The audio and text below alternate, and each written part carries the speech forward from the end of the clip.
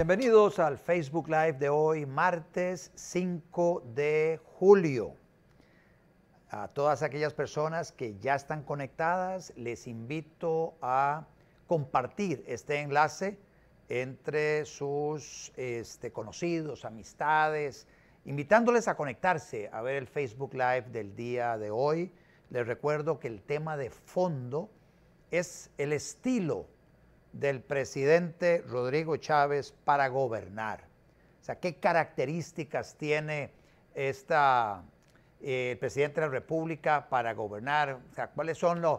O sea, pudiéramos decir que hay un estilo diferente hoy en el Zapote, en Casa Presidencial, en Zapote, frente a los estilos que ha habido en el pasado, Abel Pacheco, Oscar Arias, Laura Chinchilla, Luis Guillermo Solís, Carlos Alvarado. ¿Cómo es el estilo del presidente Rodrigo Chávez a escasos 2 días, 3 días de que se cumplan 2 meses del ejercicio en el poder ahí en Casa Presidencial? Ese es el tema de fondo. Y como les digo, vayan invitando a aquellas personas que ustedes consideren les puede interesar el tema a que se conecten. Este va a ser el tema que vamos a desarrollar en los últimos 20 minutos del programa del día de hoy.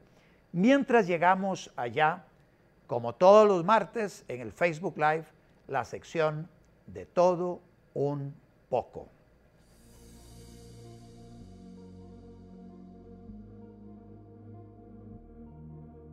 Bueno, en esta sección de todo un poco tenemos varios temas que quiero compartir con ustedes en este tramo de más o menos la siguiente media hora. Y tiene que ver con una gran cantidad de noticias que hemos visto en la última semana, que a mi juicio merecen un comentario editorializado, un comentario donde comparto con ustedes algunas reflexiones sobre cada una de estas noticias. Una noticia muy caliente viene saliendo de la Sala Constitucional. La Sala Constitucional declaró inconstitucional una ley aprobada por los diputados del cuatrienio pasado de básicamente condonarle deudas a más o menos unas 2.500 personas de fondos de Banca para el Desarrollo que ascendían la totalidad de esos créditos a 5.500 millones aproximadamente. La Sala Constitucional, ante la acción de inconstitucionalidad que presenta la Contraloría General de la República, dice, mire, definitivamente los diputados hicieron óleo con esa plata que no les pertenece, son fondos públicos, es desproporcionado, no es razonable lo que los diputados hicieron, así que esa ley que condona deudas a 2.500 personas es inconstitucional. Y eso me alegra muchísimo.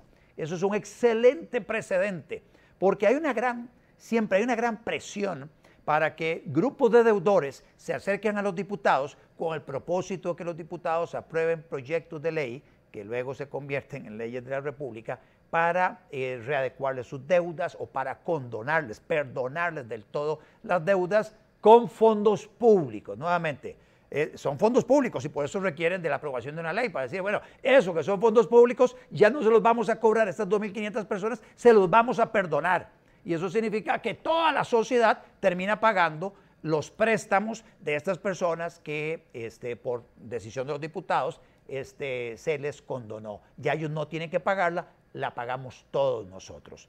Bueno, ese tipo de leyes la Sala Constitucional acaba de decir son inconstitucionales. Esta ley fue inconstitucional y fue declarada inconstitucional y es un extraordinario precedente para evitar que los diputados incurran en ese tipo de demagogia, y no solo demagogia, de irresponsabilidad de condonar deudas de personas con todos nosotros o con los fondos públicos que supuestamente son para beneficio de todos. Así que, en buena hora, esa es una muy buena noticia, recién saliendo del horno.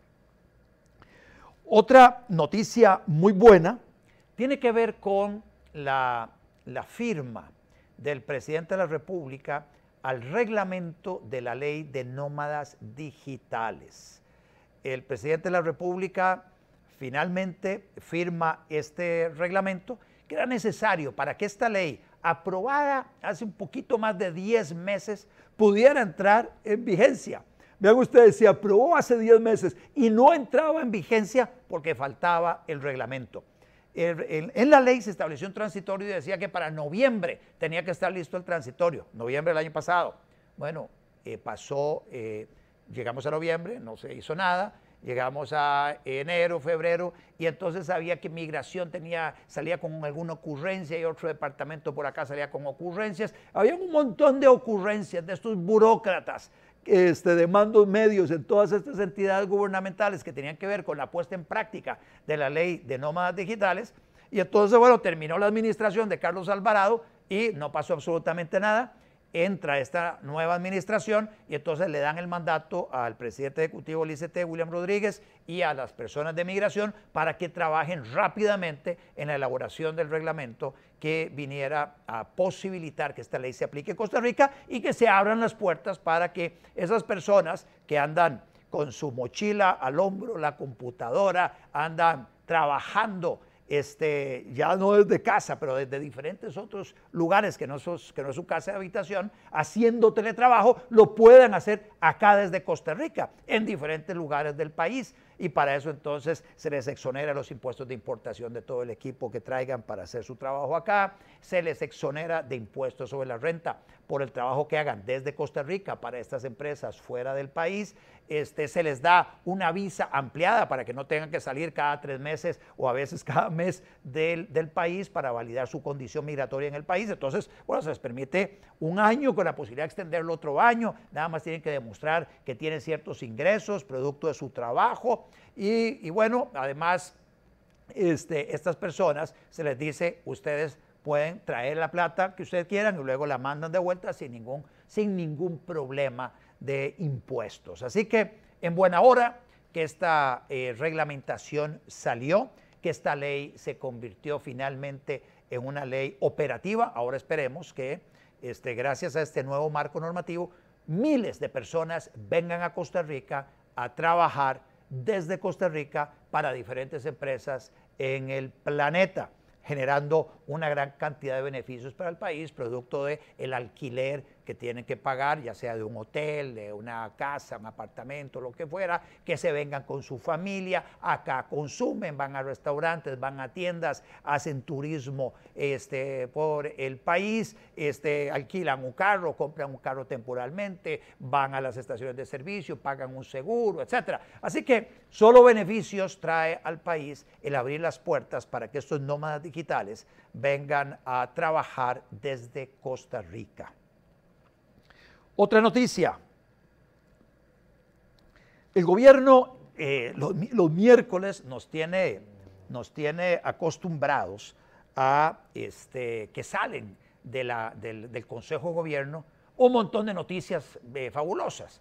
Bueno, el miércoles de la semana pasada se anunció que se iba a presentar, creo que se presentó ese mismo miércoles o jueves, se presentó un proyecto de ley a la Asamblea Legislativa para eliminar la desconcentración máxima de varios órganos del Ministerio de Ambiente y Energía.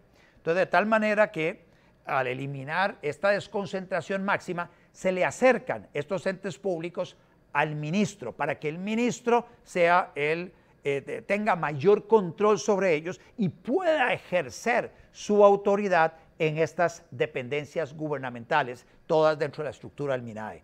Me refiero al Sistema Nacional de Áreas de Conservación. De hecho, la mayoría de los empleados del MINAE trabajan para el Sistema Nacional de Áreas de Conservación, que tiene una estructura en la parte superior con muchas personas conformando la junta directiva, etc. Bueno, la idea es que esto se le acerque al ministro. De hecho, inclusive, el director hoy del SINAC, Sistema Nacional de Áreas de Conservación, tiene el rango de de viceministro. Así que hay un tratamiento mucho más vertical en relación con el Sistema Nacional de Áreas de Conservación. Por otro lado, lo mismo con la Secretaría Técnica Nacional Ambiental y por otro lado también con el Tribunal Ambiental Administrativo. Entonces, como vemos, hay un una intencionalidad materializada en este proyecto de ley que se presenta de recuperar la gobernanza del sector ambiental en la figura del ministro de Ambiente y la figura del Poder Ejecutivo, presidente con el ministro, de tal manera que todos estos mandos medios que entorpecen o esa dispersión que hay en el sector público, donde la cantidad de entidades públicas muy alejadas de los centros de toma de decisión se han convertido en un obstáculo para la buena gobernanza. Bueno, todo eso pareciera en esta administración vamos recogiendo velas y vamos fortaleciendo la rectoría de los ministerios. Así que en buena hora que el ministro de Ambiente, Franz Tattenbach, de la mano con el presidente de la República, Rodrigo Chávez, impulsaron esta reforma que básicamente va en la misma línea de la reforma que ya se había planteado a nivel de un proyecto de ley hace pocas semanas, creo que fue el 16 de mayo, en relación con los 4 de los 5 consejos en el Ministerio de Obras Públicas y Transportes, eliminando la desconcentración máxima y acercándole esos consejos al ministro. En la estructura orgánica del ministerio, me refiero al Consejo Nacional de Vialidad, al Consejo de Seguridad Vial, al Consejo Nacional de Concesiones y me queda otro por allá, el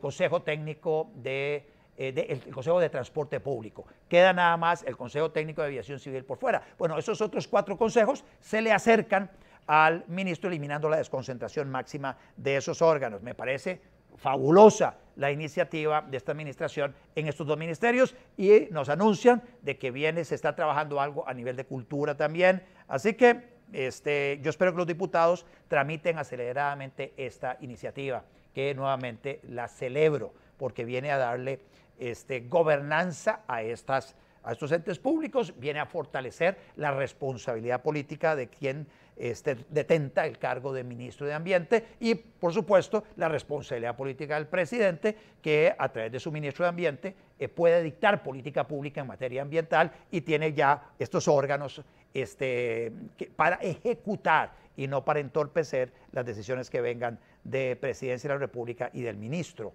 del ramo. Esa es una muy buena noticia. Otra buena noticia que también tiene que ver con un proyecto de ley que presentaron a la Asamblea Legislativa, y esta tiene que ver con la decisión de que, impulsada por el Ministerio de Planificación, de que, bueno, el Ministerio de Planificación, el Ministerio de la Presidencia y la Presidencia de la República, al presentar el proyecto en la Asamblea Legislativa, lo que dicen es, ay, señores diputados, cuando a ustedes se les ocurra crear nuevos entes públicos, tienen que sí o sí consultar obligatoriamente al Mideplan, al Ministerio de Planificación.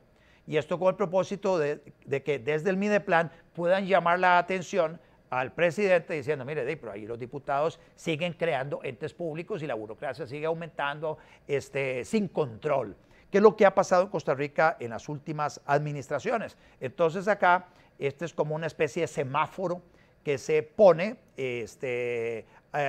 básicamente para advertirle al Poder Ejecutivo sobre lo que está saliendo en la Asamblea Legislativa, es ponerle un requisito, una traba, un freno a la pretensión de los diputados de seguir creando entes públicos en nuestro país. Ya tenemos demasiados y más bien tenemos que ver de qué manera reducimos la cantidad de entes públicos en Costa Rica, fusionando algunos, cerrando algunos entes públicos que no se justifican, pasando al sector privado ciertas actividades que son propias del sector privado. Hay una gran cantidad de entes públicos no estatales que deberían estar dentro del ámbito del derecho privado y no ser entes públicos. Me refiero a todas las corporaciones profesionales y luego a la Corporación Hortícola, a la Conarroz, a Corfoga, a todas estas corporaciones que están vinculadas a algún sector productivo. Todo eso tiene que pasar a manos del sector privado completamente laica,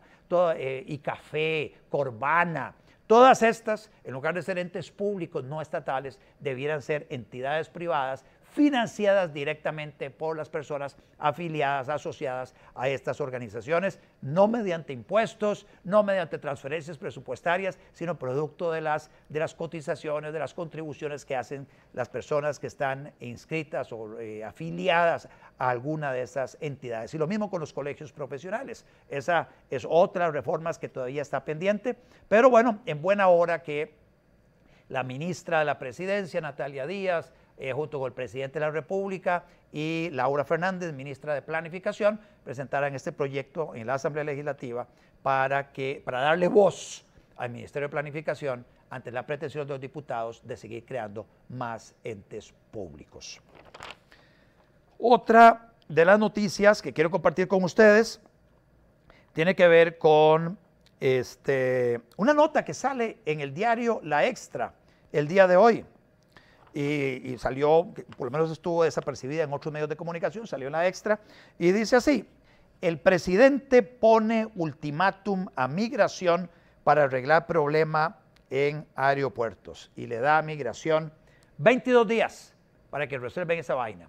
Aquellas personas que han tenido el privilegio de viajar, se han dado cuenta a la hora de regresar hacia el país que hay momentos donde coinciden en la entrada al país una gran cantidad de aerolíneas. Y la presa que se hace, las filas que se hacen en los puestos de migración es de varias horas de espera para un turista que viene a Costa Rica. Y eso no solo está pasando en el aeropuerto más importante, que es el aeropuerto que está ubicado en Alajuela, Juan Santamaría, sino también el aeropuerto internacional que tenemos en Liberia. En esos dos aeropuertos se está haciendo, se le está recibiendo al turista con una muy mala impresión de entrada nomás, y es esperar, ahí a veces hasta 2, 3, 4 horas para poder pasar por los puestos de migración. El presidente de la República, y ahora vamos a hablar en la parte de fondo sobre el tema del estilo presidencial, el presidente de la República le da un ultimátum a la directora de migración diciendo: tiene 22 días para resolver esa vaina. Ve a ver qué hace. Tiene que hacer reacomodos de personal, haga reacomodos de personal. Necesita más personal, a lo mejor podemos hacer traslados horizontales de otro lado. Pero tráigame una solución para ese problema. Y quiero una solución en un plazo no mayor de 22 días. Eso que se está experimentando en los aeropuertos de Costa Rica es inaceptable. Estamos jugando con la primera impresión que se le da a un turista, y esa primera impresión puede ser que un turista decida, solo por esa primera impresión, no recomendar a Costa Rica como destino turístico. Y eso es un lujo que no podemos darnos. Así que, en buena hora que hay alguien tomando decisiones, poniendo plazos y ejerciendo un liderazgo para que se encuentre una solución a un problema de larga data. Este problema, y en la época de temporada alta, es espantoso. O sea, los testimonios de gente durando casi 4 horas allá haciendo filas en el aeropuerto de Juan Santamaría son espantosas. Así que en buena hora que este tema por lo menos entró en el radar del presidente de la República y está dando una orden, un ultimátum para que se resuelva en un plazo de 22 días. Estaremos atentos en estos Facebook Live para darle seguimiento a este ultimátum y ver si efectivamente desde Migración cumplieron con el mandato presidencial para resolverlo. Otro de los temas que quiero compartir con ustedes tiene que ver con una nota que inclusive algunos medios de comunicación tergiversaron, trasladándole algún tipo de responsabilidad o irresponsabilidad o desconocimiento, tratando de serrucharle el piso a la ministra de Educación. Cuando la ministra de Educación básicamente llega y dice: mire, yo he pedido a los mandos medios, a la persona encargada de la Dirección de Infraestructura Educativa en el Ministerio de Educación Pública, que me dé un listado de todas las escuelas y colegios del país, cuáles son los que tienen orden sanitaria, qué dicen esas órdenes sanitarias y cuál es el plazo para cumplir con cada una de las órdenes sanitarias que han llamado la atención sobre modificaciones que hay que hacer en la infraestructura educativa porque tienen orden de cierre. He pedido esa información y no me la han dado. Y básicamente me dice que no la tienen, que no lo tienen así como casi que una hoja de Excel donde se estripa un botoncito y de ahí me despliega toda la información que requiere el jerarca de un ministerio como este, que tiene 90,000 funcionarios, tiene más o menos unas 5,000 escuelas y colegios a su cargo, y muchas de ellas tienen serios problemas de infraestructura. Bueno, la ministra llama la atención sobre eso. Básicamente dice, eso es absolutamente inaceptable, empieza a ejercer presión sobre la Dirección de Infraestructura Educativa, y la señora que está al frente de eso no le queda más remedio que renunciar. Renuncia aduciendo razones personales, etcétera, pero dichosamente se va. Una persona aparentemente incompetente que nunca puso el renglón en el dedo, nunca llamó la atención de los jerarcas de turno, de los jerarcas que tuvo el Ministerio de Educación a lo largo de los últimos años en relación con el mal estado de la infraestructura educativa, pero también el uso ineficiente de fondos públicos para la reparación de esta infraestructura educativa, porque hay una gran cantidad de dinero que se gira todos los años a las juntas de educación o juntas administrativas, que son las que administran cada una de estas escuelas y colegios, para, entre otras cosas, arreglar, darle mantenimiento a la infraestructura educativa. Hay otros programas y créditos internacionales que se han aprobado para fortalecer la infraestructura educativa, y bueno, y resulta que cuando se le pide cuentas a esta persona no puede darlas, y por lo tanto mejor sale corriendo. Hace las de Melquiades, huye por la izquierda.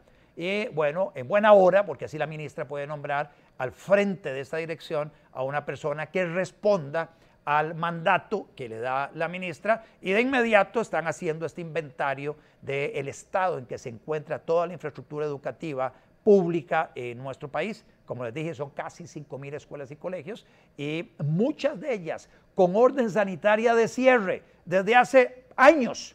Y ahí están todavía habilitadas para que niños y niñas de nuestro país vayan a recibir clases, donde hay contaminación sónica entre una aula y otra, donde hay baterías sanitarias en condiciones absolutamente deplorables, donde no hay rampas de una cosa y la otra, en fin, una infraestructura que da mucha pena, absolutamente no conveniente, una deteriorada para los servicios educativos que se brindan en estos centros educativos. Así que en buena hora que esta ex directora está afuera, y hay una nueva escoba, una nueva cabeza al frente de la Dirección de Infraestructura Educativa, pero también con el liderazgo de la ministra de Educación, que espero que en esta administración, desde la cabeza del Ministerio de Educación Pública, se empiecen a corregir muchas cosas que andan muy mal en la educación costarricense.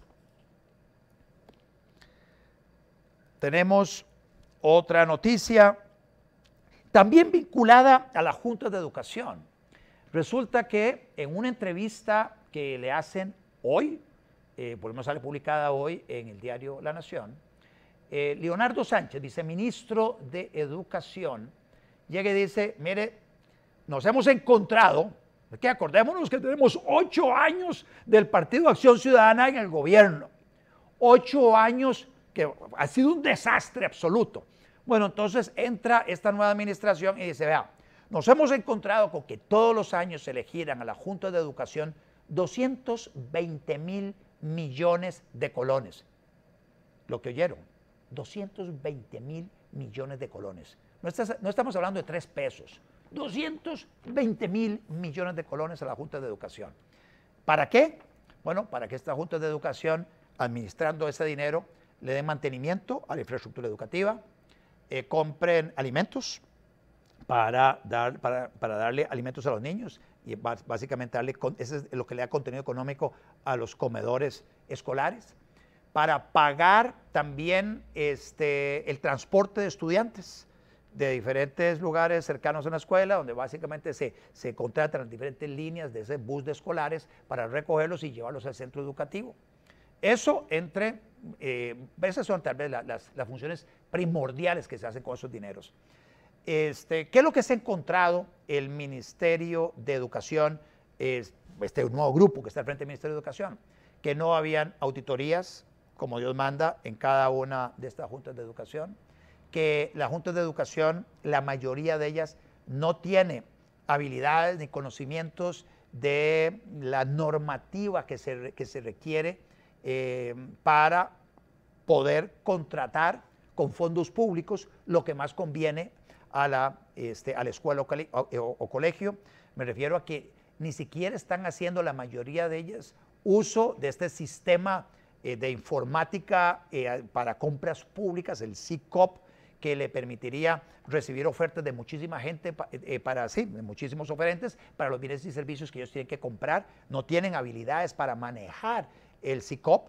Se les gira dinero, pero no tienen habilidades gerenciales para la administración de ese dinero, y de ahí que hay muchas denuncias de mal uso de estos fondos. Otra parte de estos fondos están engavetados. Entonces usted tiene escuelas con un deterioro muy importante de la infraestructura educativa y con una buena cantidad de millones de colones engavetados, que claramente su uso no es en la gaveta, su uso es para las reparaciones urgentes que requieren muchos centros educativos y no se está utilizando adecuadamente.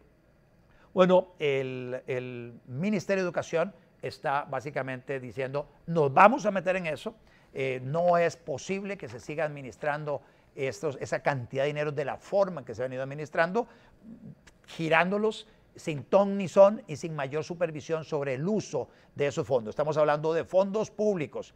¿Se acuerdan que al inicio del programa mencioné yo que nos alegramos muchísimo porque la Sala Constitucional declaró inconstitucional una ley que básicamente le condonaba a 2.500 personas deudas por 5.500 millones de colones? Y que eso era básicamente porque esa condonación era algo irracional, era algo desproporcionado, es algo que no se justificaba bajo ningún concepto.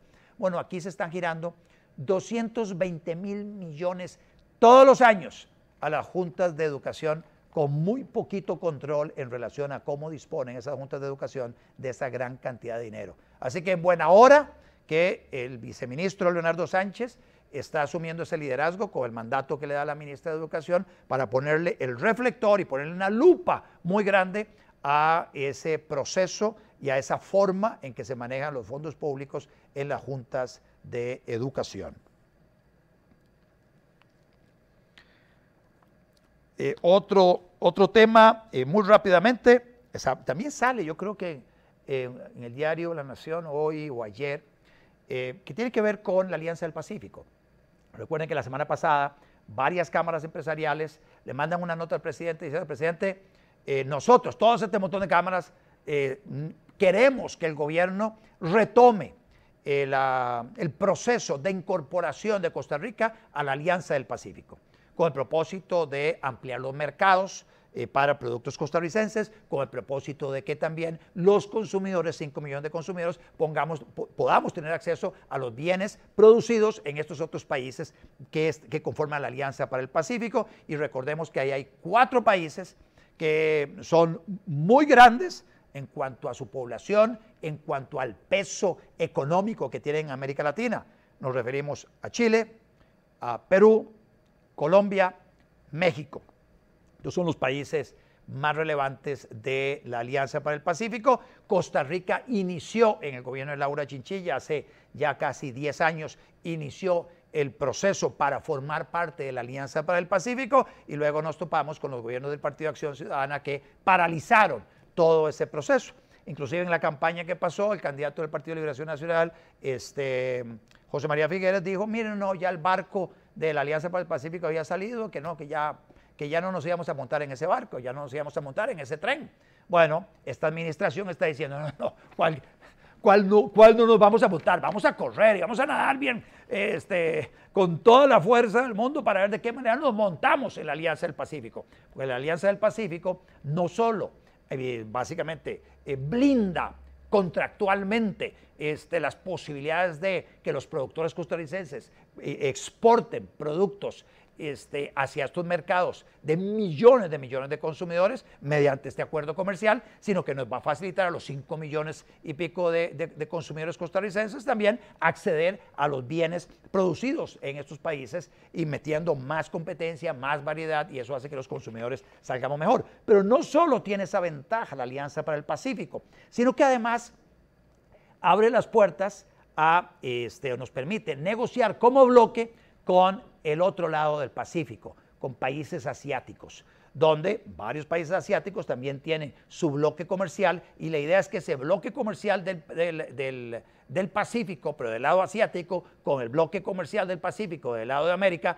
podamos suscribir estos acuerdos comerciales para abrir aún más nuestros mercados a los productos de estos otros países asiáticos, y de igual manera para los productores costarricenses, pero también para los consumidores, que nos vamos a beneficiar por los productos que muy eficientemente se puedan estar produciendo en aquellos lugares del planeta, en esa parte asiática del otro lado del Pacífico, y que podamos suplirnos también la necesidad de consumo de esos países. Así que en buena hora, y bueno, y tenemos un ministro de Comercio Exterior de lujo, Manuel Tovar, con una experiencia profesional de muchísimos años en el tema de comercio exterior, fue embajador nuestro ante la Organización Mundial del Comercio, entiende muy bien la importancia que tiene el comercio internacional y cómo Costa Rica, siendo un país pequeño, tiene todas las posibilidades de beneficiarse de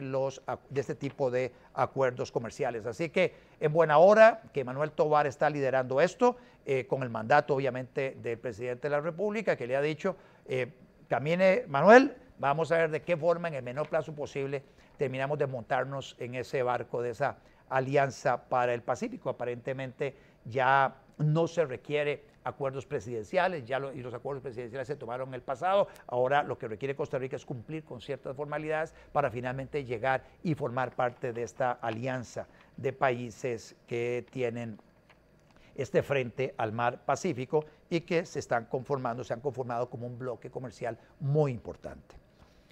Otro de los temas, este es un tema interesante. El presidente del Incofer, Mario Arce, me parece que se llama, hace unas semanas dijo, el tren de Carlos Alvarado y Claudia Dobles de la administración pasada va porque va.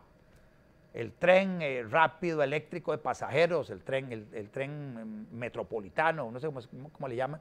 Bueno, ese tren va porque va, dice el ministro, el presidente ejecutivo de Incofer hace algunas semanas. Pues resulta que el ministro de Obras Públicas y Transportes, Luis Amador, señaló de que ha revisado la información sobre ese tren. Dice, hay cosas que no me parecen, lo veo para un lado, para otro lado, hay cosas que no me parecen. Estamos hablando más bien de que esto es un tranvía, no es un tren rápido de pasajeros. No va a resolver el problema que tenemos de transporte público en la gran área metropolitana, más bien va a generar más problemas porque va muy lento, en una zona donde hay muchas intersecciones de vehículos, va a generar unas presas del carajo, y la verdad es que eso no es una solución para el problema tan serio que tenemos de movilidad en la zona, por lo menos en la zona urbana de la gran área metropolitana. Así que ese tren, dice el ministro, no va. Y adivinen qué, donde manda capitán, no manda marinero. ¿Qué ha tenido que hacer el presidente ejecutivo de Incofer? Básicamente atemperar su impulso inicial, su posición inicial, cambiarla y ajustarla a lo que señala el capitán, y el capitán siendo el ministro de Obras Públicas y Transportes, y el capitán mayor es el presidente de la República. Así que con básicamente un mandato delegado muy fuerte que le ha dado el ministro de Transportes, fortaleciendo su papel de rector. Acuérdense de que en este tema, en la Asamblea Legislativa pasada, cuando los diputados llamaban básicamente a las autoridades a que se refirieran al tren, ¿quién llegaba a la Asamblea Legislativa a dar cuenta sobre el tren? Llegaba una persona sin ostentar un cargo público, a darle cuentas a los diputados, que a mi juicio nunca debieron abrirle un espacio para escucharle su opinión, porque era absolutamente irrelevante. Me refiero a la ex primera dama, Claudia Dobles. Ella fue la que llegó a la Asamblea Legislativa, no el ministro de Transporte, que es básicamente el ministro rector en materia del transporte ferroviario.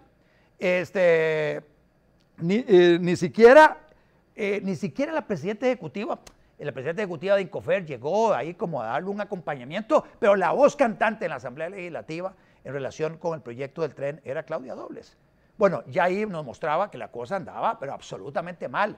Nada tenía que hacer Claudia Dobles en ese tema del ferrocarril, nada. Es una persona que lo que era es la esposa del presidente de la República. Ya luego la Procuraduría General de la República definió cuáles eran las competencias de una primera dama, y dentro de las competencias definitivamente no tiene esa competencia que se arrogó durante tanto tiempo y que el presidente de la República le endosó durante tanto tiempo en por lo menos casi 3 años y medio de su mandato. Así que dichosamente las cosas vuelven a su cauce en relación con la rectoría. La rectoría en materia de transporte ferroviario la tiene el MOPT.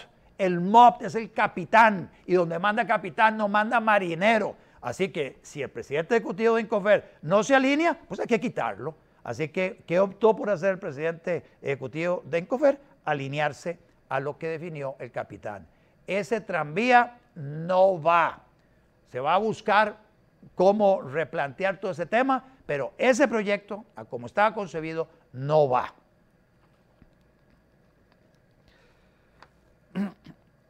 Otra de las noticias que tengo para compartir hoy tiene que ver con una noticia que salió hace unos poquitos días, y es la noticia de que el gobierno pretende quitarle al ICE el CENSE. El CENSE es el Centro Nacional de Control de Energía. Básicamente desde ahí sale el despacho de la electricidad. La nota, inclusive hay un editorial de La Nación sobre el tema, y hay una nota amplia, una entrevista amplia sobre esta decisión del gobierno de quitarle al ICE la rectoría sobre, no solo rectoría, el control del Centro Nacional de Despacho de Electricidad. Este tema no es menor, porque el ICE es hoy juez y parte. Todos los productores llegan y producen electricidad, la mandan al CENSE, y el CENSE despacha la electricidad todos los días. Bueno, y ahí es donde en teoría ese sistema tiene que estar separado del ICE, para que el ICE entre a competir con los otros productores a ver quién produce al menor precio posible, para que el despacho de la electricidad sea por criterio económico. Se despache primero la electricidad más barata, y conforme se va agotando la electricidad barata, van entrando las siguientes en una especie de subasta diaria. Ese tema es importantísimo porque es como el primer paso para la apertura del mercado eléctrico, para poner a competir a todos los productores de electricidad, eliminando la obligatoriedad del ICE de comprar electricidad, por supuesto. O sea, básicamente el ICE entraría como un productor más, todos los productores privados entrarían en una especie de subasta diaria a ver quién vende la electricidad más barata, y el CENSE se encarga de hacer el despacho con criterio económico. En buena hora que este gobierno, en este caso, con una rectoría sobre el tema de parte del Ministerio de Ambiente, el Ministerio de Ambiente, con el apoyo del presidente de la República, dice: vamos en esa dirección. Vamos en esa dirección. Y ya las voces en el ICE dicen: no estamos de acuerdo. El mismo presidente ejecutivo del ICE está diciendo: no estamos de acuerdo. ¿Se acuerdan de lo que mencioné en el comentario que hice sobre el tema de Incofer y el tema MOPT? Incofer es una institución autónoma, ICE es una institución autónoma. Mencioné que donde manda capitán no manda marinero. Bueno, este es un tema donde se requiere efectivamente que el capitán le diga a Marco Acuña del ICE que donde manda capitán no manda marinero, y que se va a caminar en la dirección de sacar el CENSE del control del ICE. Y es que en el caso del ICE no solo tenemos un problema con el tema del CENSE, también hay un problema con lo de 5G. El presidente claramente le dio un mandato cuando nombra a Marco Acuña al frente de la presidencia ejecutiva del ICE, le dice: ustedes tienen 6 meses para entregar estas frecuencias de 5G al MISIT para que el MISIT inicie el proceso de licitación y se pueda licitar todo el despliegue de la tecnología 5G en el país. Bueno, el presidente ejecutivo del ICE dice, no, yo interpreté eso diferente, es poner al servicio de los costarricenses esas frecuencias, pero no necesariamente es que el ICE no participe en ese mercado, y ahí está, dándole vueltas a la cosa y no respondiendo a un mandato muy claro que era entregar las frecuencias que tiene RACSA y que tiene el ICE en las cuales se pueda, para que se pueda desplegar la tecnología 5G. Pero luego, igual, otra píldora en el tema del ICE, por ahí se plantea que el gobierno ha convocado un proyecto de ley que impulsó la diputada Yorleni León del anterior cuatrienio, hoy Yorleni León, presidente ejecutivo del Instituto Mixto de Ayuda Social de Limas, donde se eliminan, mediante ese proyecto de ley, 5 o 6 regímenes especiales de pensión. Banco Nacional, Banco de Costa Rica, Junta de Protección Social, ICT, la Caja y el ICE, donde básicamente el patrono cotiza, pone fondos de todos nosotros a una pensión adicional a la pensión del IBM que reciben los funcionarios del ICE. Y dice uno de los jerarcas allá del ICE, es que ustedes eliminan esa pensión adicional que se le paga a los trabajadores del ICE, nos va a ser muy difícil atraer nuevo personal al ICE. Cuando yo vi esa nota, la primera reacción fue, es que hay que ser cara de barro para decir eso. Los funcionarios del ICE tienen unos salarios exorbitantes si los comparamos con otros salarios en el gobierno central y ni se diga en el sector privado. Así que decir que por la falta de esa pensión adicional no se va a poder atraer cierto tipo de personal al ICE, realmente están jalando el error a la ternera, están absolutamente equivocados. Pero luego hay otra reflexión que uno tiene que hacer, y la otra es, ¿por qué el ICE tiene que seguir contratando personal? Más bien hay que ver de qué manera se achica la planilla del ICE. Tiene unos 14,000 funcionarios aproximadamente el ICE, demasiados funcionarios para lo que hace, para las responsabilidades que tiene, y me parece que bien le cabría hacer una buena revisión del tamaño de su planilla, tanto en telecomunicaciones como en el tema de electricidad. La planilla, por comentarios que he escuchado de gente a lo interno del ICE, está bastante desbordada y en muchos casos con salarios absolutamente sacados de toda racionalidad, salarios exorbitantes que se paga a ciertos funcionarios allá en el ICE. Así que, así como mencionan el caso de Incofer, que donde manda capitán no manda marinero, efectivamente en el caso del ICE se requiere que el capitán, en este caso sería Franz Tattemann, ministro de Ambiente, ejerza una rectoría muy fuerte sobre el ICE. Obviamente no estamos hablando lo mismo ICE contra Incofer en relación con el músculo que tiene. Incofer son 60 funcionarios, aquí son 14,000 funcionarios y con sindicatos muy belicosos, pero efectivamente esa rectoría hay que ejercerla, y si Marco Acuña sigue rebelándose contra las decisiones del presidente de la República y la rectoría del Ministerio de Ambiente y Energía, pues lo que corresponde es separar a Marco Acuña de la presidencia ejecutiva de esa institución autónoma. Ya casi vamos a arrancar con el tema de fondo. Hoy me voy a extender un poquito más de la hora que les hemos acostumbrado en los últimos Facebook Live para poder cubrir todo el tema que tiene que ver con el estilo de gobierno de Rodrigo Chávez, porque quiero básicamente tocar dos temitas muy rápido que me quedan aquí en el tintero antes de entrar al tema de fondo. Uno tiene que ver con la tormenta tropical Bonnie. Básicamente viene la amenaza de la tormenta, se establecen todas las medidas de precaución del caso, se empiezan a hacer los desalojos correspondientes, se montan los albergues, etcétera. Mucha gente hace caso al mandato, a las observaciones y las observaciones de la Comisión Nacional de Emergencia, a las solicitudes de evacuación en las zonas de alto riesgo, y dichosamente la tormenta tropical Bonnie atravesó el país con un impacto moderado frente a lo que se había anticipado. Gracias a Dios no pasó a más. Sin embargo, sí hubo crecidas en varios ríos, ahí en la zona norte, y en 2 casos muy puntuales se perdió cierta infraestructura en puentes. 2 importantes pasos fueron destrozados por el aumento en el cauce de estos ríos, los puentes se perdieron y eso inmediatamente generó una reunión el fin de semana donde el presidente de la República llega y dice, da una orden de que le arreglen esos puentes en el transcurso de esta semana. Y básicamente él, flanqueado por el ministro de Obras Públicas y por el presidente de la Comisión Nacional de Emergencia, les dice, pónganse de acuerdo entre ustedes.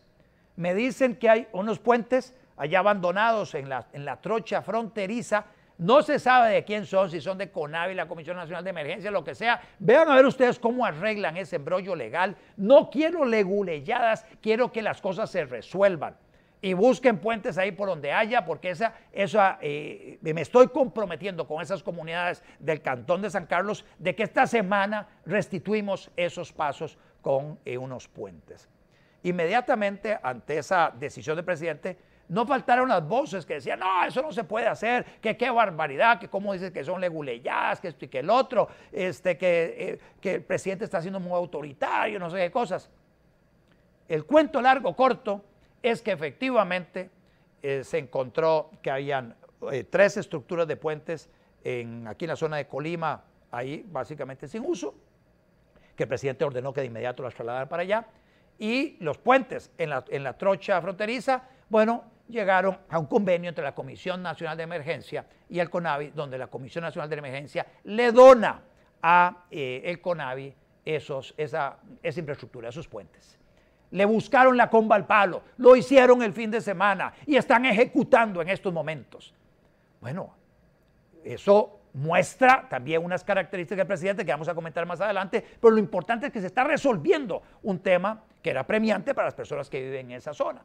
Dejando detrás el no se puede, esperemos, hay que consultar con Perico Pérez y con X y con Y y con Z, etcétera. Bueno, se están tomando decisiones, se están buscando la comba al palo dentro de la legalidad y se están resolviendo problemas en plazos que los costarricenses no estamos acostumbrados a ver por los estilos de gobierno de otras administraciones que han estado al frente de Zapote. 2 temitas más, muy rápidamente, antes de llegar al tema de fondo. Uno tiene que ver con un proyecto de ley que presenta la diputada Daniela Rojas para revivir el tema del patrocinio al deporte por empresas que producen y o comercializan bebidas con contenido alcohólico. Recordemos que este es un proyecto desde que yo fui diputado, la primera vez estuve impulsándolo cuando fui diputado, la segunda vez del 2014 al 2018, también presenté proyecto en esa dirección. Finalmente ese proyecto lo retoma el diputado Erwin Macís en la administración pasada, finalmente logra que se convierta en ley de la República. Eso lo llevan unos diputados en consulta constitucional a la sala dice si hay unas inconstitucionalidades porque ese proyecto violenta no sé qué, el derecho a los niños y a los jóvenes a la salud y no sé qué cosa más. Entonces con ese criterio la sala se tumba ese proyecto. En esa versión había una parte del dinero que iba para ciertas, para el Comité Olímpico, para ciertos destinos específicos. Bueno, esta versión nueva de la diputada Daniela Rojas, jefe de bancada del Partido de Unidad Social Cristiana, es una modificación muy sencilla y dice, se elimina la parte de la prohibición y se deja a criterio del Ministerio de Salud. Básicamente es como buscarle un poquito, decíamos, la comba al palo, para que sea el Ministerio de Salud el que finalmente defina qué tipo de publicidad o qué tipo de patrocinios se autoriza para el financiamiento de deporte o infraestructura educativa. Entonces, trasladándole ya ahora la responsabilidad del Ministerio de Salud, de tal manera que vendrá posteriormente ante el Ministerio de Salud el convencerle de qué es lo que está sucediendo en otros países en materia de financiamiento o patrocinio de infraestructura educativa o de atletas, ya sea individuales o atletas que participan en equipos. Así que, en buena hora, felicitaciones a la diputada Daniela Rojas. Espero que un proyecto como este pase los filtros rápidamente en la Asamblea Legislativa y que los diputados en esta oportunidad ni siquiera le hagan la consulta de constitucionalidad, le den el segundo debate y podamos abrir la puerta del patrocinio de empresas que comercializan, producen y o comercializan bebidas con contenido alcohólico al deporte. La última noticia, una noticia vinculada a este hecho que enlutó al país y que nos hizo en las últimas horas reflexionar sobre la situación, digamos, caótica de la seguridad ciudadana en nuestro país, de cómo se ha deteriorado, que es el asesinato de este muchacho allá en la zona del barrio Chino. Eso nos ha hecho básicamente que en estos días estemos comentando mucho sobre el estado de la seguridad ciudadana en el país. Pero no es un hecho aislado. Esto básicamente hace una semana en el mismo barrio Chino también de la misma manera otro muchacho falleció y luego a esto tenemos que sumarle lo que ha pasado en parte de los litorales de nuestro país con violaciones a turistas, violaciones reiteradas a mujeres en diferentes lugares de Guanacaste y Limón, más el aumento del sicariato aquí en la gran área metropolitana, el aumento de ya no del hurto, sino del robo y el robo agravado en el área metropolitana, los secuestros express, el incremento de homicidios en el país por ajuste de cuentas, etc. En fin, hay un deterioro importante de la seguridad ciudadana. De hecho, desde ya les invito a ver el programa A Doble Nudo del próximo jueves, donde Daniel Suchar y yo vamos a entrar en profundidad en un análisis sobre este tema. Pero bueno, el comentario que quiero hacer por lo pronto relacionado con este tema tiene que ver con unas declaraciones que dio el ministro de Seguridad, Jorge Torres, cuando fue básicamente abordado por la prensa y la prensa de alguna manera, quien le hizo las preguntas, estaba tratando de ver de qué manera le jalaba la lengua al ministro sobre el tema de los horarios de funcionamiento de establecimientos mercantiles. Recordemos, va a empezar, que este muchacho perdió su vida, fue asesinado a las 11 de la noche. Cuando es buscado Jorge Torres sobre el tema, él hace un comentario sobre las patentes que la municipalidad ha dado, Municipalidad de San José, para la operación de establecimientos mercantiles con un horario hasta las 3 de la mañana. Y empieza él a llamar la atención sobre ese horario, las 3 de la mañana, como diciendo, es muy tarde, nosotros no tenemos tanta gente para brindar la protección, la municipalidad con la policía municipal es la que debiera dar protección, pero me voy a sentar, dice él, con el alcalde, con las autoridades, con el Ministerio de Salud, con el propósito de revisar si la pertinencia de que se mantengan estos establecimientos abiertos hasta tan tarde. La respuesta que básicamente di yo sobre este tema no se hizo esperar, apenas escuché esa declaración, hice una publicación en Twitter, luego otra publicación en mi página de Facebook, la compartí en muchísimos grupos y ha tenido una gran cantidad de reacciones. Y la respuesta es muy sencilla, y es un no, no y no. No es por ahí, Jorge Torres.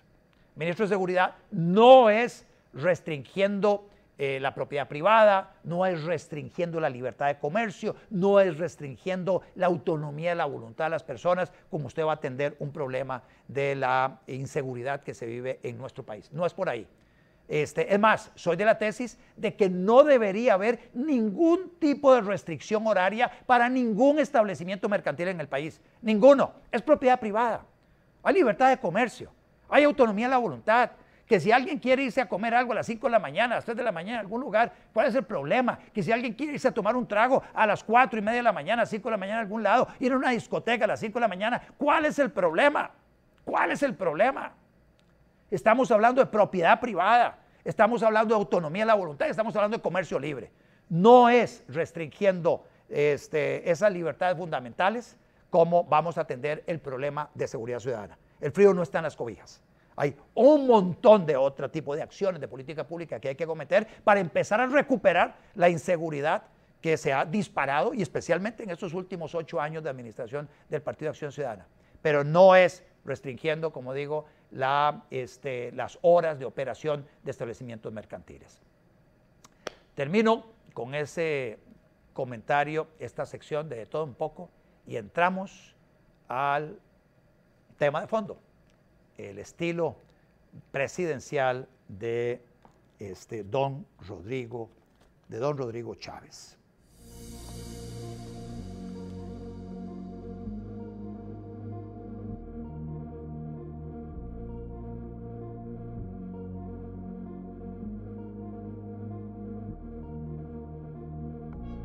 Como les decía, tiene que ver con el estilo del presidente Rodrigo Chávez. Rodrigo Chávez tiene 2 meses menos 3 días de haber asumido el mando en Zapote, en Casa Presidencial. ¿Qué características ha mostrado Rodrigo Chávez en estos casi 2 meses de gestión, de liderazgo al frente del Poder Ejecutivo? Y si uno pudiera tal vez contrastarlo con otros presidentes que hemos tenido. Además, les invito a ustedes a hacer sus comentarios para que ustedes compartan con las personas que están viendo este programa su opinión sobre el estilo del presidente. Empiezo por señalar que el presidente Rodrigo Chávez, a diferencia de Carlos Alvarado, es un presidente que da la cara. Así, tal cual. Da la cara. Durante prácticamente todo el mandato de Carlos Alvarado rehuyó a la prensa. No hizo conferencias de prensa a la salida del Consejo de Gobierno, dando Carlos Alvarado las explicaciones a la prensa de todo lo que le quisiera preguntar. Ahí tenemos una diferencia, pero total, con Carlos Alvarado. Rodrigo Chávez sale en las conferencias de prensa acompañado de los ministros relacionados con el tema que él quiere comunicar, a dar la cara y contestarle a los medios de comunicación en una forma amplia todas las preguntas que tienen. Ahí hay una importante característica del estilo del presidente. Él da la cara. Hay otra característica del presidente, y es que y a diferencia de Luis Guillermo Solís, es un presidente que no se disfraza, Luis Guillermo Solís aprovechaba cualquier situación para vestirse lo que sea, o de bombero, o de afrocaribeño, o se vestía de policía, en fin, de lo que sea se vestía, de guardaparques. Luis Guillermo Solís, a la hora de hacer alguna gira o a la hora de participar en alguna actividad, en alguna efeméride, etc. Uno ve al presidente Rodrigo Chávez de lunes a viernes de saco y corbata, y lo ve el fin de semana con camisa, ya más informal. Básicamente esa es su vestimenta, pero no se disfraza dependiendo de la ocasión. Nuevamente hay una característica en el estilo. Uno podría decir, sí, Luis Guillermo Solís, sí, el presidente que se disfrazaba de lo que fuera para celebrar diferentes efemérides, y como les digo, dependiendo del momento, si había una situación de emergencia, ahí llegaba con cierta vestimenta, etc. Otra característica de Rodrigo Chávez es que es muy ejecutivo. Quienes han tenido la oportunidad de conversar con él, de tener una reunión con él, es una persona que presta atención, toma nota, lleva las cosas o lleva a las personas al punto, delega responsabilidades, le da seguimiento a esas responsabilidades que delega, establece plazos. El qué, quién y cuándo lo tiene muy claro. Ese estilo gerencial,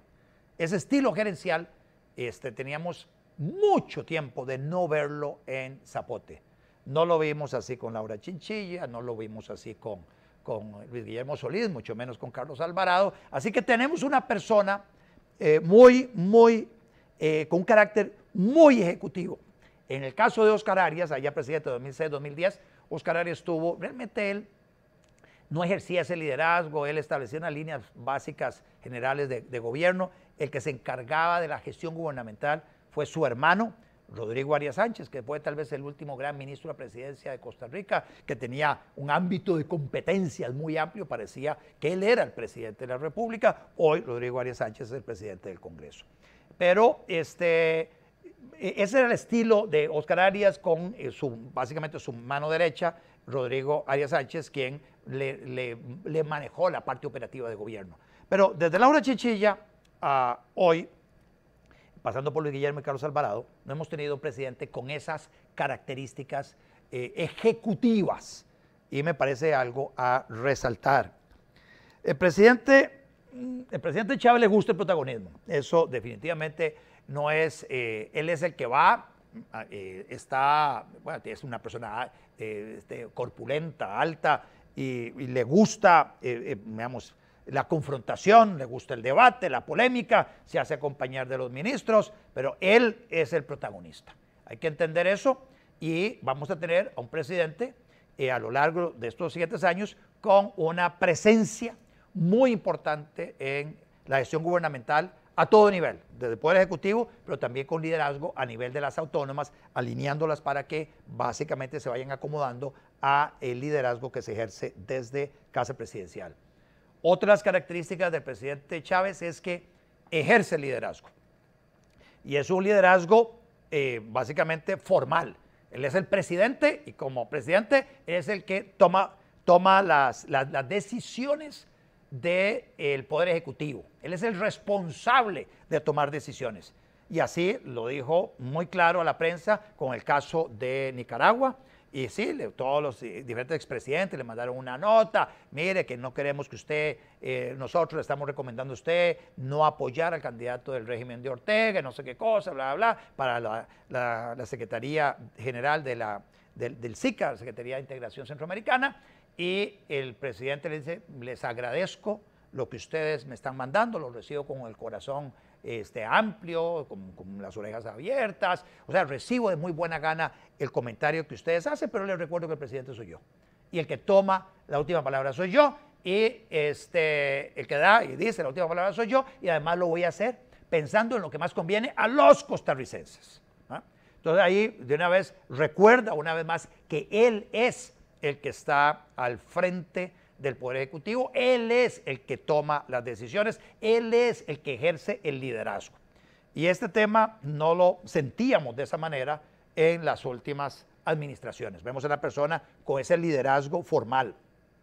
Y de ahí se desprende el tema de donde manda capitán, no manda marinero. La forma en que rápidamente pusieron en su lugar al presidente ejecutivo de Incofer, que básicamente empezó a caminar en una cierta dirección, y a través del ministro de Obras Públicas y Transportes, que ha sido una de las grandes sorpresas de la alineación del presidente Rodrigo Chávez, Luis Amador, básicamente a través de él le dice al presidente ejecutivo de Incofer: no, papito, ese tren que usted dice que sí o sí va, más bien es todo lo contrario. Ese tren, así como está, no va. No va, eso es un tranvía, pero eso no es la solución para el problema que tenemos en Costa Rica de movilidad urbana a nivel masivo. No es por allá. Y rápidamente el presidente ejecutivo de Incofer tiene que ajustarse. Bueno, ese liderazgo, ese ejercicio vertical de liderazgo se está sintiendo. Nuevamente tenemos 2 meses y se está sintiendo porque empezamos a ver soluciones. La forma en que se acomete el tema del RITEVE. Ese RITEVE no hay renovación automática. Punto, no hay renovación automática. Vamos a un proceso de licitación internacional, vamos a buscar ahí una forma para dar un permiso en precario, mientras hacemos la licitación internacional para buscar la manera que se bajen los costos para todos los costarricenses. Bueno, es una manera también de decir, presidente, sí, estoy Estoy arreglando algo que la administración pasada no quiso arreglar. Me están heredando, dice a mí, esa bronca, bueno, yo me la voy a comer. Y esa es la manera que lo vamos a resolver con el plazo encima. El 15 de julio se vence la concesión. Lo mismo con Caldera. Con Caldera dice, hay un reclamo válido del sector productivo costarricense, que aquello es un desastre, y dice, bueno, vamos a revisar el contrato con el propósito de ver qué se puede hacer dentro del contrato, se le da la orden al ministro, empiecen a sacar ya a licitación, a elaborar el cartel de licitación internacional para que al vencer esos contratos que vencen en el 2026 podamos tener un concesionario que se haga cargo de un montón de inversiones en Caldera para que las cosas mejoren. Y mientras tanto, vamos a ver si podemos hacer algo. Y si podemos hacer algo, vamos a ver la legalidad para ver si el concesionario que está hoy allá puede hacer esas inversiones a cambio de una extensión del plazo que sería de no más de 5 años. Eso es lo que dice el presidente. Está en estos momentos viéndose la viabilidad jurídica sobre el tema. Importante, ¿qué es lo que dice el presidente ejecutivo de ENCOP? Nos encontramos que la administración pasada no hizo absolutamente nada en esta materia. Dijeron que tenían todo arreglado y nos encontramos que no había nada arreglado. Bueno, eso es parte de ese liderazgo que se está ejerciendo de parte del presidente Chávez, que yo lo veo con muy buenos ojos. Luego tiene la otra parte de que, así como ronca duerme, el presidente Rodrigo Chávez, así como ronca duerme. En campaña dijo que se iba a comprar ciertas broncas, que se le iba a meter al tema del arroz, se le iba a meter al tema de los agroquímicos y al tema de los medicamentos, y efectivamente hemos tenido en estos días decisiones en esa dirección. Se eliminó la fijación del precio mínimo de arroz, se eliminó el tema de que el arroz para traerlo al país tenía que venir fortificado para que los importadores puedan traer el arroz y lo fortifican acá. Y se está revisando ahora el tema del impuesto de importación sobre el arroz. En el tema de agroquímicos, rápidamente la homologación de agroquímicos con los agroquímicos que están inscritos en otros países donde tienen entidades verificadoras de la calidad de ese tipo de productos muy altos como Estados Unidos o Europa, y él dice, si están inscritos allá, acá se pueden inscribir rápidamente. Y lo mismo con medicamentos, digo, si están homologados por la FDA de los Estados Unidos, por la oficina equivalente en Europa, acá en Costa Rica básicamente el registro sanitario debería tomar poquito tiempo, y también vamos a meter el tema de la importación paralela, si el producto está inscrito se puede comercializar. Así que vemos cómo en esas tres áreas se toman decisiones de inmediato, de tal forma que lo que se prometió en campaña se cumple un plazo muy corto, todo vía decreto, con un liderazgo muy fuerte. Así que en buena hora, porque nuevamente tenemos 2 meses de esta administración en esas áreas. Vamos para la Alianza del Pacífico, se le instruye al ministro de Comercio Exterior, ve a ver qué tiene que hacer y nos montamos en el barco de la Alianza del Pacífico, y ahí está Manuel Tovar viendo a ver de qué manera logramos convencer a los países de la Alianza del Pacífico de que nos permitan cumplir, aunque sea a destiempo, con muchos de los requisitos formales que requerimos cumplir para formar parte de esa alianza, de ese bloque comercial de la Alianza del Pacífico. El tema de mascarillas, entrando uno más, el presidente dice, la mascarilla no va, y doy el ejemplo, él y sus ministros, nada de mascarillas. Bueno, y las mascarillas fueron desapareciendo de todo lado, salió básicamente una resolución del Ministerio de Salud diciendo solo va a ser requerida en los centros de salud. Ya la mascarilla que quiere la usa, el que no quiere no la usa. Nuevamente un liderazgo muy fuerte.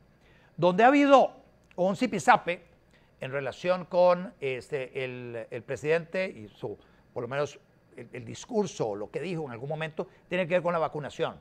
La vacunación está en deuda el presidente con el tema de la vacunación, porque inicialmente dijo, vamos a eliminar la obligatoriedad de la vacuna y se va básicamente a eliminar las sanciones a aquellas personas que no se han vacunado.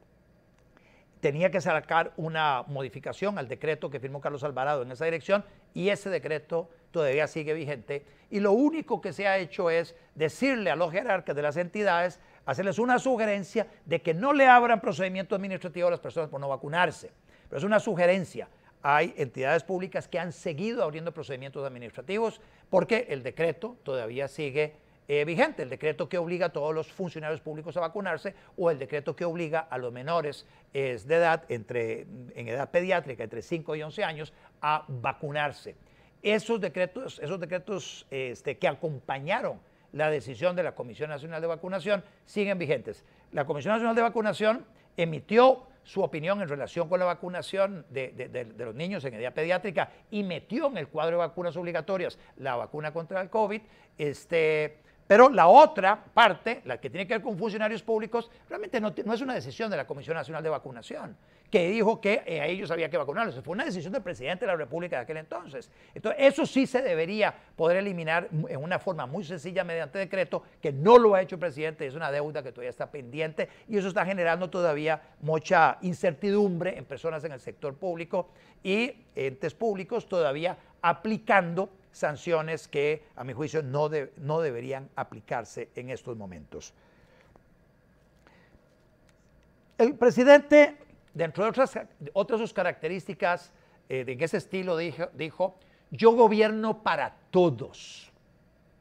Y esto, básicamente, ante la presión de el grupo, el conglomerado LGBTIQ, diciendo, bueno, ¿y qué pasó? Usted no va a nombrar un comisionado presidencial para atender los temas de la población LGBTIQ.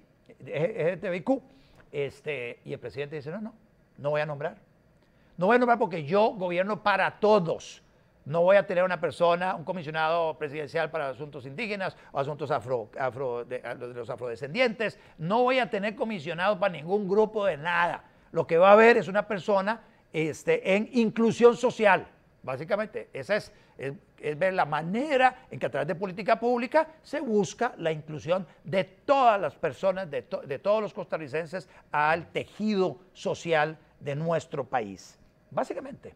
Y entonces eso también es un estilo. No vimos el Día de la Diversidad ondear la bandera de la diversidad en Casa Presidencial y dicen, no, en Casa Presidencial la única bandera que va a ondear es el pabellón nacional, es la bandera de Costa Rica. En el caso de los puertos, ya hice ese comentario anteriormente, a un tipo ejecutivo, dice, déjense de leguleyadas, me dijeron que dentro de un mes se podía determinar qué diablos iba a hacer con unos puentes allá que había en La Trocha y unos puentes que hay por otro lado. La verdad es que, mire, pónganse de acuerdo, yo quiero una solución esta semana. Bueno, el fin de semana trabajaron y ya el lunes el domingo ya iban estructuras de puentes que estaban aquí en Colima para la zona de San Carlos y ya hoy la Comisión Nacional de Emergencia tomó la decisión de donarle a CONAVI, sí, la Comisión de Emergencia, a CONAVI, sí, unos puentes de La Trocha con el propósito de que se repararan estos dos puentes en la zona de San Carlos para restablecer el tránsito entre estas áreas que quedaron partidas por el efecto del aumento de las aguas en estos cauces que se llevó estos dos puentes. Presidente, junto con su ministro estrella en estos momentos, el ministro que en menor tiempo en estos 2 meses ha generado la mayor cantidad de noticias, que es el ministro de Transportes, básicamente dicen, durante 2 años se ha detenido un proceso que es muy importante para la atracción de inversión extranjera directa hacia la zona de Occidente, la zona de Grecia, para una gran zona franca que se está construyendo allá y que requiere de un acceso directo de la ruta 1 hacia esta zona franca. Y bueno, la Comisión de Accesos de la administración pasada tenía paralizado ese proceso, ya llevaban 2 años pateando la bola sin tomar decisiones, sin poner el huevo, como decimos coloquialmente en nuestro país, y resulta que el ministro dice, esto no puede estar pasando. Lo que dice es, esa comisión de acceso restringido me la voy a traer acá, más cerca del ámbito de competencia del MOP, voy a remover a algunas de las personas que están allá porque estoy cambiando de las características o la naturaleza jurídica a la Comisión de Accesos Restringidos y entonces con esta nueva conformación voy a someter a consideración de esta nueva comisión el tema y rápidamente salió. Y salió el visto bueno para que se hiciera el acceso y entonces con eso facilitar el flujo de inversión hacia esa zona de Grecia que va a generar una gran cantidad de puestos de trabajo en el proceso constructivo, pero especialmente en la operación de las empresas francas que se establezcan en Grecia, que es un gran alivio para toda la gente en la zona occidental que va a encontrar un lugar donde trabajar, ahí cerquita de donde vive. Así que nuevamente vemos a un presidente que no teme tomar decisiones, o sea que el tema de la inacción por exceso de análisis que paraliza a los tomadores de decisión, en este caso no. Y inclusive hay analistas políticos que dicen, este gobierno anda en prueba y error, o sea, básicamente diciendo, toma decisiones, pero luego tienen que echar para atrás por la decisión que tomó. A mí no me preocupa eso, al menos hay una persona tomando decisiones, que esa es otra característica de este presidente, toma decisiones frente a los presidentes que tuvimos en el pasado totalmente paralizados por el análisis. Y uno de esos temas es el de prueba Faro. El presidente dice, no van más las pruebas Faro. Y salieron medios de comunicación, por medios de opinión, diciendo que el presidente no tiene esas competencias, que qué barbaridad, que no sé qué cosas. Entonces, bueno, eso la ministra o el presidente dice, bueno, está bien, la decisión la tiene que tomar el Consejo Superior de Educación. Se nombra en el Consejo Superior de Educación a una persona en sustitución de Leonardo Garnier, de ingrata memoria, que fue ministro durante muchos años del Ministerio, ministro de Educación Pública.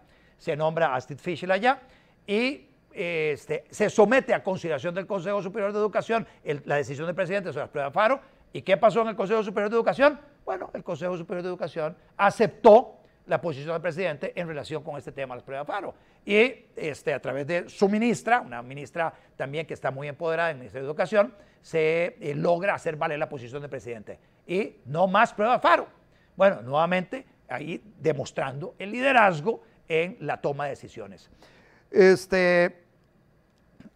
Vamos a ver qué otro caso me queda por acá.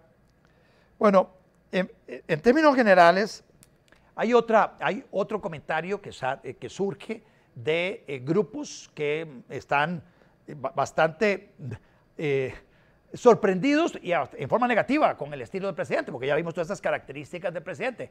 Hay una persona como Vladimir de la Cruz, pensionado de lujo, siempre cercano a los gobiernos de Liberación Nacional, del Partido de Acción Ciudadana, fue candidato en algún momento a la presidencia del Partido de Fuerza Democrática, vinculado con los grupos de izquierda, que dice, el presidente tiene un talante autoritario. Todo esto que yo acabo de repasar ahorita de las acciones o características del presidente, yo no veo a un presidente autoritario, a un presidente tomando decisiones dentro del marco de la institucionalidad. Así que discrepo de Vladimir de la Cruz en relación con ese calificativo que hace.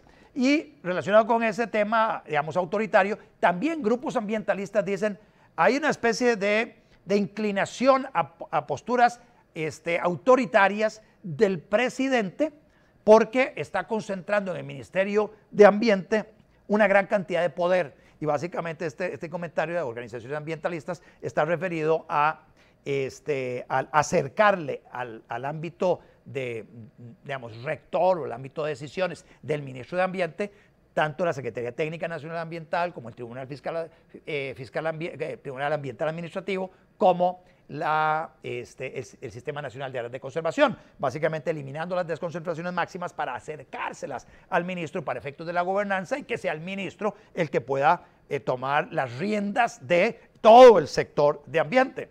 Entonces, además, el ministro de Ambiente ha dicho, y básicamente secundando las palabras de Rodrigo Chávez, presidente, no tenemos una posición como gobierno en contra del gas natural, en contra de la explotación del oro que puede haber en la zona de Cruzitas. Vamos a valorar diferentes opciones, pero no tenemos la posición que han tenido los otros presidentes, desde Laura Chinchilla, pasando por Guillermo Solís y luego Carlos Alvarado, de decirle no al gas natural, no a la explotación de recursos minerales metálicos en Costa Rica.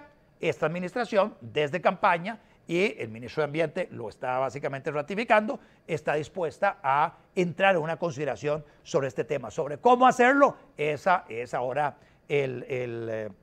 la pregunta del millón de cinco, o sea, cómo darle la forma jurídica a esto, porque el subsuelo pertenece a todos los costarricenses, al Estado costarricense, y ahora, bueno, ¿cómo lo va a hacer si el Estado no tiene competencias o no tiene habilidades, no tiene experiencia en explotación de gas natural y explotación de recursos naturales, en este caso minería metálica. Bueno, ¿cómo hacerlo? Necesariamente, este es un comentario mío, no lo ha dicho esta administración, será a través de una alianza pública-privada donde el sector privado aporte esa experiencia que no tiene el Estado costarricense y el Estado costarricense aporta la riqueza que hay en el subsuelo para que se puedan luego distribuir las utilidades en los términos en que se convengan para beneficio de todos los costarricenses. Bueno, como ustedes ven, tenemos 60 días, casi 2 meses de esta administración y un claro estilo del presidente Rodrigo Chávez, muy diferente al estilo de Laura Chinchilla, Luis Guillermo Solís y ni se diga de Carlos Alvarado. Y si por la víspera se saca el día, y esto ha pasado en los primeros 60 días, este país va a quedar en muchísimas mejores condiciones para la siguiente administración 2026-2030 que las condiciones en las que la recibió Rodrigo Chávez. Y está demostrando Rodrigo Chávez que con un liderazgo adecuado se puede lograr transformaciones importantes en nuestro país. A tal punto que esto también hoy muchísimos costarricenses se lo reconocen.